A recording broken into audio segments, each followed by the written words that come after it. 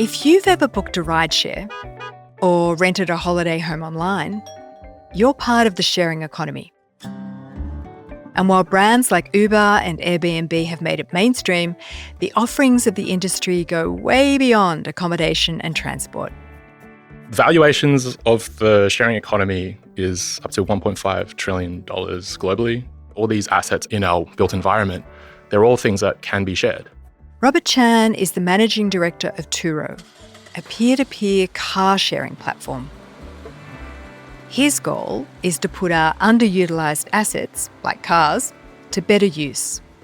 The idea of collaborative consumption as the antidote to overconsumption.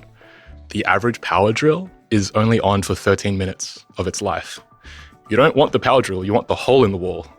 And so the idea of how do we get the benefit without having all the stuff is really what the sharing economy is trying to do. So what does it take to run a successful marketplace in the sharing economy? And if you're considering sharing the assets at your disposal, either in your business or at home, what are the risks to be aware of?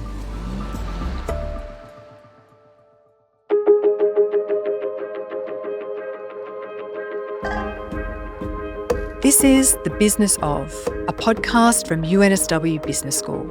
I'm Dr. Juliet Burke, an adjunct professor in the School of Management and Governance. All right, Rob, let's start at the beginning. What is the sharing economy? It's quite a simple idea, which is the idea of what's mine can be yours. It's peer-to-peer access to stuff, to things that we own via a digital platform. What I think that allows people to do on the host side is actually to empower them to make income, earnings on this asset that is usually depreciating. It's those experiences that the sharing economy can facilitate because of the business model that we have. How big is the sharing economy? In Australia, when we cut it down, it's about tens of billions of dollars across all different asset types. And so it's a large market. And to unlock that market, it's really about building trust, building a community that understands the brand, and really solving everyday problems. Other examples of the sharing economy in the accommodation space, Airbnb have definitely done a really good job at opening up doors so people can stay with hosts that are local to get ideas of what to do when they're there. In the other car space, Uber has done a really good job in the ride-sharing space. So when someone is going somewhere, you can get a seat on that ride and bring that efficiency to a transportation system that is often very congested and very dense. And then in the bike-sharing space, on an active transportation lens, those bikes are also part of a shared network that users can rent and get to where they need to go, whether it's home or to the bus or to the train. Airbnb I get as part of a sharing economy because you've got some unused space, a bedroom, and that's how it started out. I get the idea with cars, you're not using your car all the time, but actually the bikes is a really good example of one where a business has been created that's not about sharing the bike that I own in the backyard. Yep. It's about a new bike that's sitting there. So how do you differentiate between the sharing economy and one that's just an asset that's being used by someone else? So in the world that I live in tech marketplaces, it's either peer-to-peer access, which is you're accessing someone else's things, so Turo, Uber, Airbnb, or fleet-based. So someone else owns the thing, like a business, and you're getting temporary access to that. And the fleet-based versus peer-to-peer-based nuance is what drives a lot of the different expressions of our product and service offering to the market and to end customers. So for some of these docked bike sharing operators, for example, they have the responsibility to ensure that those bikes are where people get off the train and are available so that they can get home reliably. And as a fleet operator, that is a different type of cost base that you have to operate on, much more asset heavy versus a peer-to-peer marketplace, which is where it's much more asset light.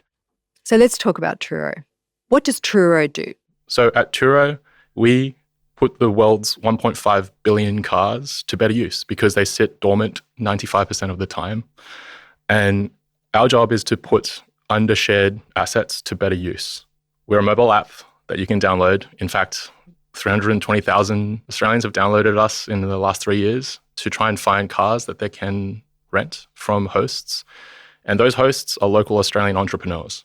It could be mums and dads with an extra car looking to pay off a car loan, or they could be small businesses that have grown out of the sharing economy.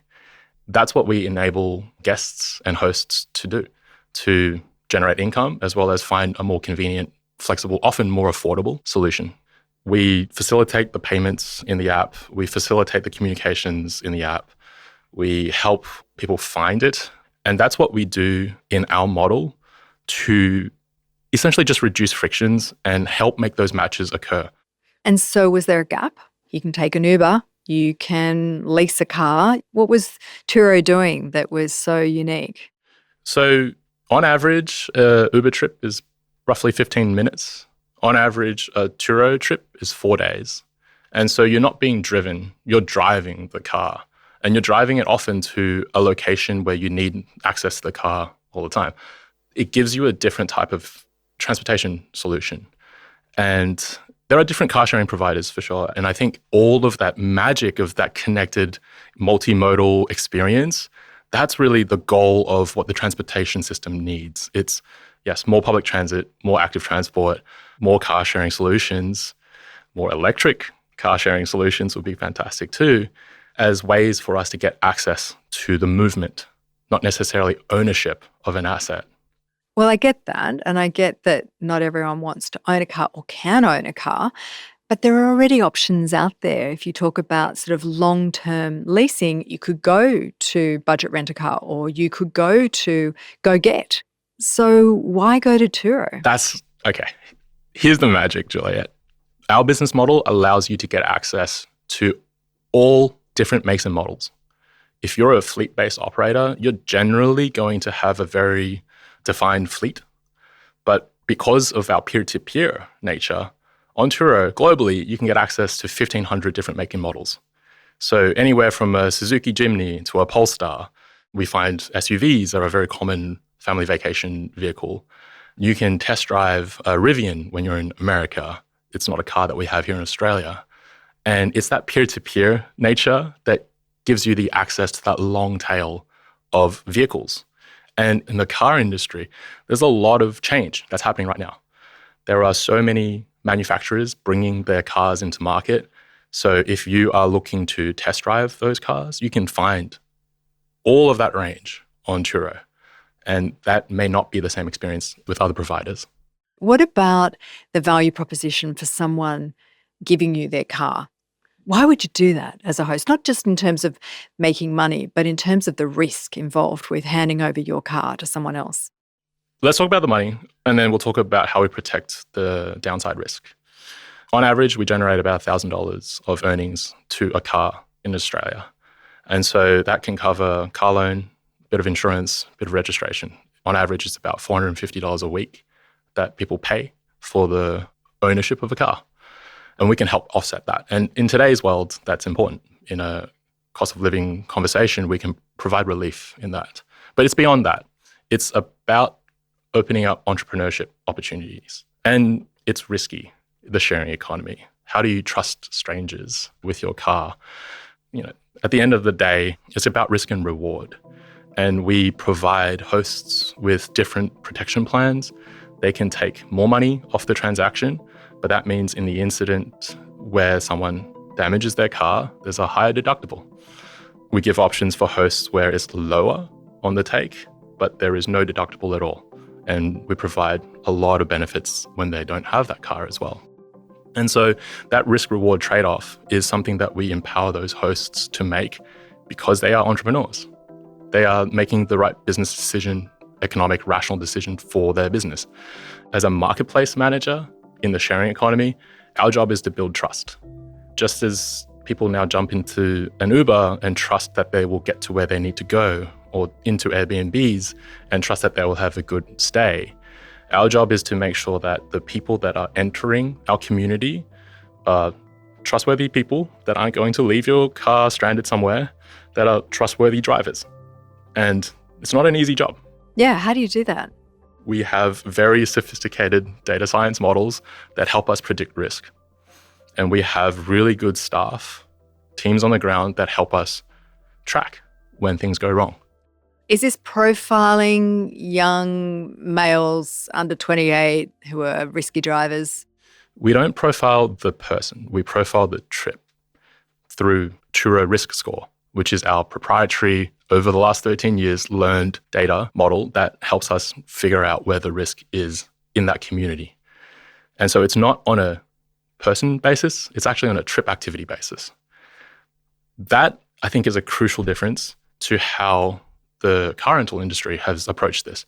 We still do have young driver fees, although it's something that we look at and we will continue to look at. And that is, I think, a legacy of how traditional actuarial practice has codified. All right. So how did you win that trust of the market? This is the beauty of the network effects that we've been able to have. We operate not just in Australia, but in Canada, in the UK, in France, and in the USA. And we've done so over a long period of time. When we launched, we had a launch party, and we actually invited Vance Joy, an Aussie artist, and he wrote Saturday Sun on a Turo trip. And so those are some of the experiences that we want to share with Australians and people who are traveling to Australia about the different type of experiences you can get access to. At the end of the day, it's about delivering the promise, the brand promise that we presented, which is you get access to a car, and it's the car that you booked that will show up when you show up to the car, and it will be clean, maintained, and you'll have a good trip. And most of the time, almost all of the time, that is the case. And every time it's not, it's our job as the marketplace manager to make sure that we act on those signals. We tell the host it wasn't up to expectation. We give them clear, compelling evidence as to how to change. And we try to make that a delightful experience to guests and hosts. And by doing it repeatedly over time, that's how great word of mouth spreads. So what were the challenges then of getting into the Australian market? Because you're relatively new to this market, right? You've been around a couple of years now. We've been here 3 years. We launched in late 2022. Some of the challenges, it's all the usual things in starting a marketplace. The cold start problem. When you have suppliers but no buyers looking for things, that's not going to work. When you have buyers but there's no suppliers, that's not going to work either. And so how do you create both sides of the marketplace in tandem and not oversupply one side of the marketplace and not over demand another side of the marketplace, because then cars will get too expensive or because you're not earning enough? Making that growth is the hardest part of balancing what we do. And I think it's quite important in the sharing economy because we're making promises to both sides of the marketplace. And so growing that in tandem has been one of the biggest challenges working in any marketplace, but also here at Turo. What did you have to do differently to get into the Australian market or to adapt to the market once you were here?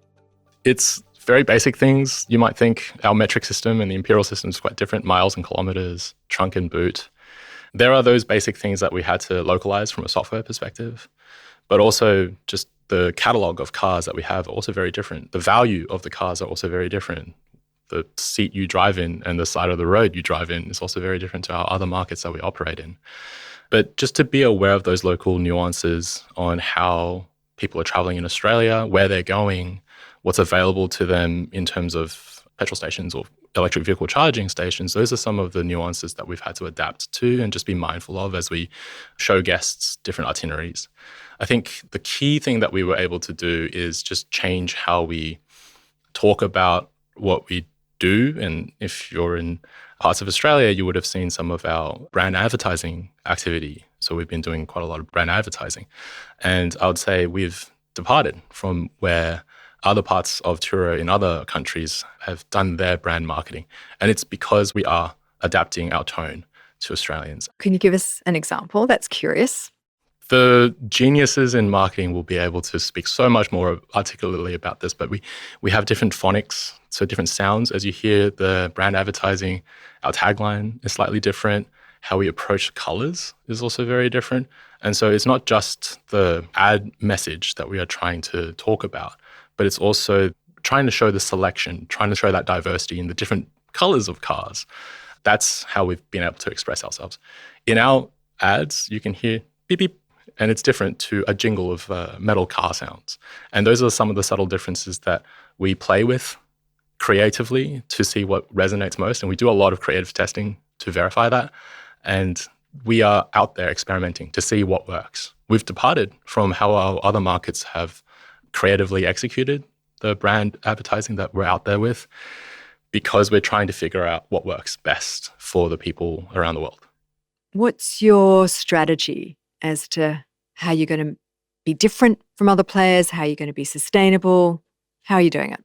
One of the things that we do as marketplace managers is to invest into the marketplace. And one of the choices we can strategically make is to keep our take rate, our cut, very, very low. And we do that deliberately because we want a very vibrant ecosystem of hosts that want to make money on our platform, but also guests to try us. It's a rational choice because we're trying to create that economic activity. And that's how we have chosen to enter all our markets. And then as we are able to deliver on that brand promise and create that value, we can find ways for us to increase that. But our job is to try and find all those levers to increase take or increase monetization, but resist the urge to do so. That's actually part of the magic of what we are trying to build as we continue to change as a product and as a company. It's a great strategy for any new entrant into market. You basically undercut the competition. And that's what you're doing, right? It's an investment choice. At the end of the day, it's an investment choice. We're here for the long game. It's a long time. Cars have been invented for 160 years. We're here for a long game. And cities and how people choose to move, it doesn't change overnight. We're aware of that. And we make those strategic decisions for the long run. Have you learned anything from other parts of the sharing economy? We talked before about sharing tools or sharing your bed. Well, not your bed, but yeah, a house. Room. Your room. Yes. Yes, definitely. We are a small team here in Australia, but we also have colleagues in the Bay Area in California. And we take a lot of inspiration out of how Uber and Airbnb are building it, but also how Amazon and eBay looked at retail e-commerce. And so there are definitely a lot of inspiration about star rating systems, cancellation rate, fulfillment rates, and how we approach that, how we talk to hosts, very similar to how Airbnb would talk to hosts. And so we do take inspiration and draw on each other quite a lot. And I think that's the magic of when you work in sort of building tech marketplaces, is often venturing into the unknown, and we don't know what's useful or successful. And there is that vibrant sort of knowledge sharing that creates that innovation culture. So we've talked about the sharing economy in relation to tools, houses, cars. Where do you think it's going to go to next? I think the technology makes access possible. It's, at the end of the day, is the trade-off between the effort and the earnings worth it for the host? Is the value proposition good enough for the guest? And to build the sharing economy, to build these multi-sided marketplaces, it's about if we can create that volume of vibrant economic activity that has economic rational value, hopefully good societal value. And I truly believe that we are driving good societal value. We can do it to all types of assets. Now, the hardest thing, as we've spoken about, is trust. It's about keeping up that promise. Where it has gone the most vibrant has been on those assets that have often been the hardest to purchase. Accommodation, housing, cars, second most expensive asset a household would purchase. And so as you keep looking at different asset classes, I think there will be those opportunities. And there are other peer-to-peer sharing economy marketplaces vibrant here in Australia. You can rent a boat from a local boat owner. You can rent an RV from a local RV owner. We've focused on cars. That's our specialty, and we've built a really good business model out of it. But there are definitely other things that you can share and you can rent.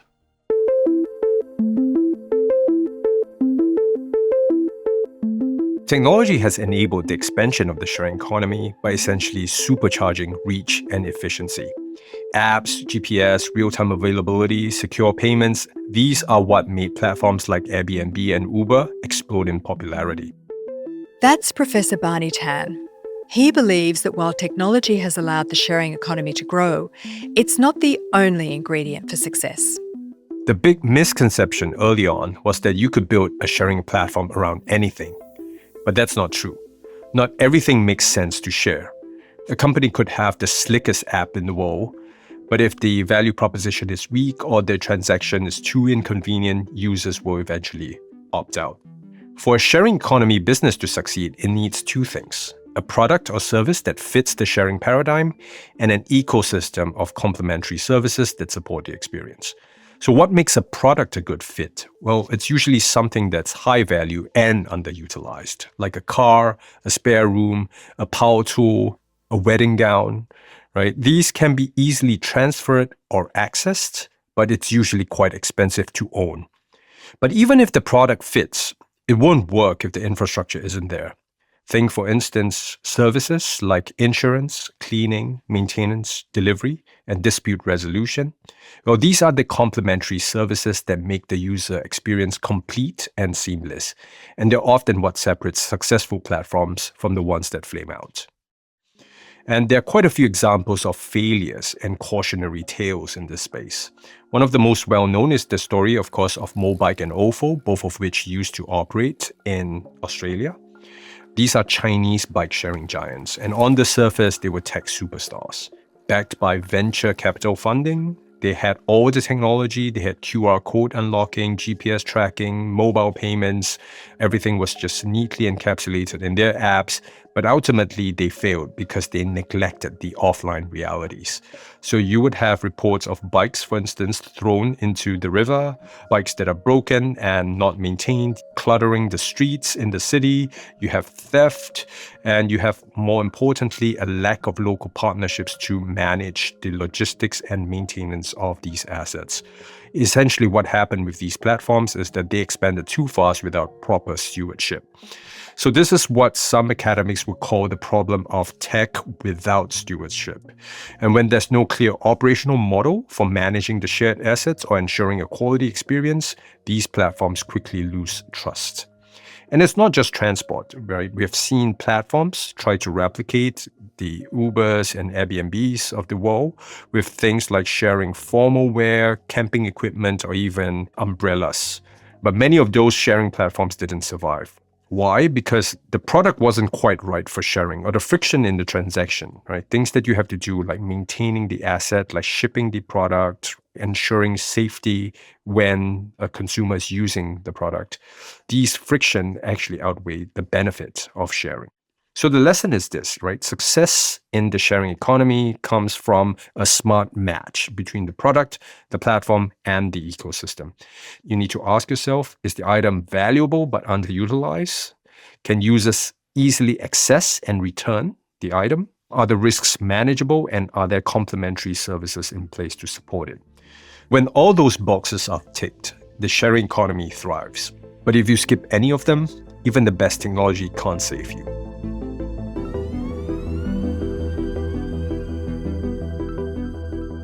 So, Rob, where do you think Turo is going to go next? I mean, if they think about Airbnb, it was houses, but now it's offering connections to experiences. What are you going to do? So already on our platform, you can hire child seats, booster seats. You can hire surfboards. Some even have picnic baskets. Right. Ski equipment. And so it's very local to why people are needing those extra amenities. And when hosts offer it, guests do uptake a lot of that. That's already happening on our platform. But beyond that, we're focused very tightly on car sharing. Do you offer insurance as well? Is that part of your package? The protection plans are how we protect the assets in the event of it needing a claim. We are exploring different ways of providing when the vehicle's not on a trip. How do we provide protection and insurance to those cars as well? That's definitely something our other markets have pushed forward with, and in Australia, I look forward to bringing to the market. There are other services that we are looking at. I said earlier, the average duration of a Turo trip is 4 days. We are looking at how we can look at the overall car ownership market, the multi-month type access to cars as well. Those are spaces that we think is also ripe for change. And we think the way that we do it allows a different flexibility in terms of contract length. Maybe you don't need that one car for many, many months. Maybe you want to try out many cars for many, many months. Maybe you're not in town for that long, and so you only need it from here to there. That sort of flexibility and convenience is what we are focused on as our product continues to evolve. So those are some of the things that we're cooking underneath the hood.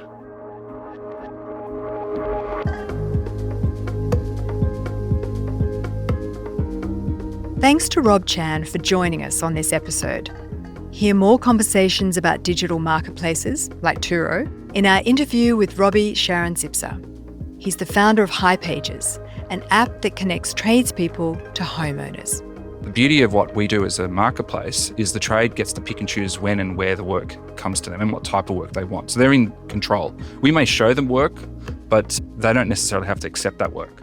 Whereas if you run an ad on a side of your car or even an ad in Google or Facebook, those inquiries are just coming in. You don't have a lot of say and you have to answer the phone. And if you don't answer the phone, you're providing a poor service. Whereas what we do is that you don't have that scenario. You'll find a link to that in our episode description. The Business Of is brought to you by the University of New South Wales Business School, produced with Deadset Studios.